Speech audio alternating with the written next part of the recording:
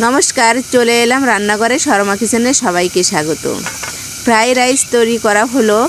आमी आमार बाच्चादेर टिफिनेर जोन्नो एभाবে फ्राई राइसटा तैरी करे दिई। माने ओरा एकई खाबार खेते चाय ना, तखन एभाবে डिम आलू दिएई फ्राई राइसटा तैरी करी।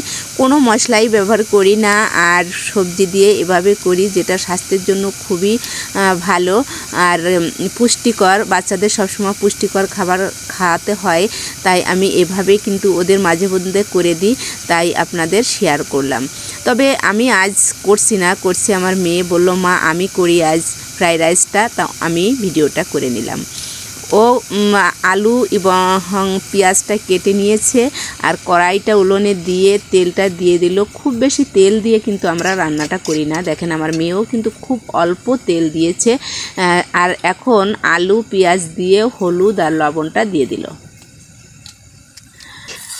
এখন এই আলু পেঁয়াজ দিয়ে হলুদ আর লবণটা দিয়ে খুন্তি দিয়ে নাড়িয়ে চাড়িয়ে সুন্দরভাবে মিশিয়ে নিল। আর এখন এই আলুর ভিতরে দিয়ে দিল সামান্য পরিমাণে একটু জল। এই জলটা দিয়ে সিদ্ধ করে নিতে হবে। জলটা দিয়ে আবার একটু নাড়িয়ে চাড়িয়ে দিল। নাড়িয়ে চাড়িয়ে দেওয়ার পরে ও ঢাকনা দিয়ে এই আলুটা ঢেকে দিল।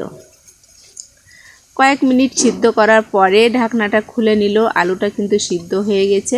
এখন খুন্তি দিয়ে নেড়ে চেড়ে আলুটাকে সুন্দরভাবে ভেজে নিতে হবে।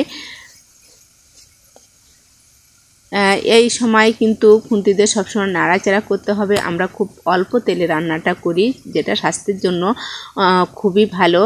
তাই আপনারা কিন্তু মিডিয়াম জাল রেখে এই সময় ভাজিটা করে নেবেন আর খুন্তি দিয়ে সবসময় নাড়াচাড়া করবেন, তা না হলে তল থেকে লেগে যাবে।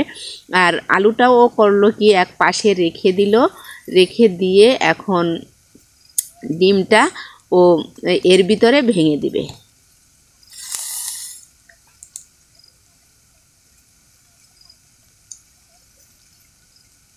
ডিমটা ভেঙে দিল।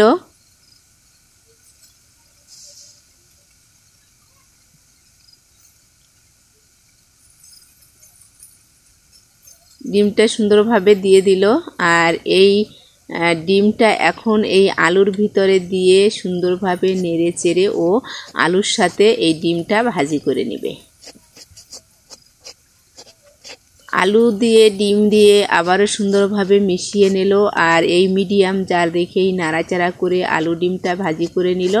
ভাজি করার পরে এই আলুটা আলাদা পাত্রে উঠিয়ে কড়াইটা আবার উলনে দিয়ে দেবে।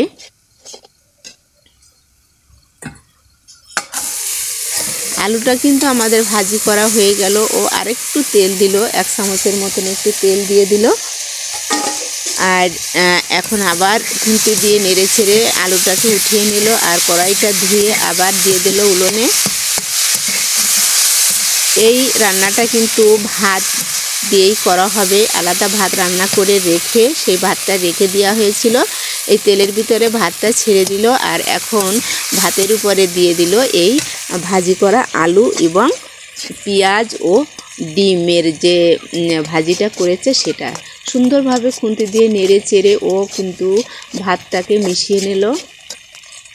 এভাবে আপনারা তৈরি করে দেখবেন, খুবই সুন্দর লাগে। তবে আপনারা সামান্য একটু ঝাল দিতে পারেন, তবে ছোটরা খাবে তো এই জন্য ও ঝাল দিল না। আপনারা কাঁচা ঝালটা দিয়ে দেবেন, তাহলে কিন্তু ভালো হবে। তবে ও করছে মা আমি ঝাল দিব না, এভাবেই করলো। খেতে কিন্তু দারুণ লাগে, দেখেন কত সুন্দর লাগছে আর খেতে দুর্দান্ত লাগে। আপনারা এভাবে হেলদিভাবে ফ্রাইড রাইসটা করে খেয়ে দেখবেন।